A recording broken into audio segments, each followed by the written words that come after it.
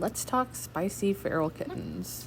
Usually feral kittens are just scared. They're not actually mean. In the beginning, sometimes they can scratch and bite.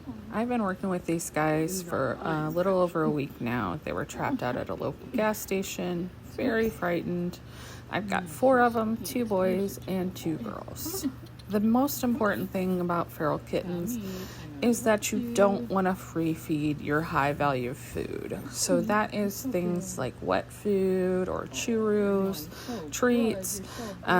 They do need what is nutritionally best for them, which is to free feed on dry food, but wet food and not be free game. So when you start off with your spicy kittens, you're going to do your wet food about once a day.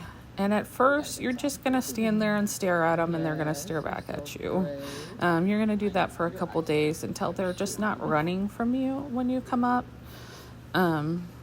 Then you're going to want to start petting them while you're feeding them. You have to kind of break through this fear, which is natural. So basically you can see that I'm just petting everybody. I'm going to grab this little guy. I'm going to keep petting them while they eat.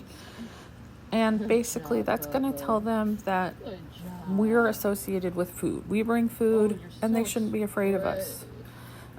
This little girl in the back is the most afraid, and I'm not pushing her right now. It's also important that you kind of let everybody come at their own pace.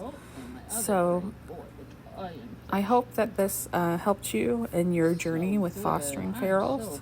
They're very cute and very sweet, and it's so great whenever you break through.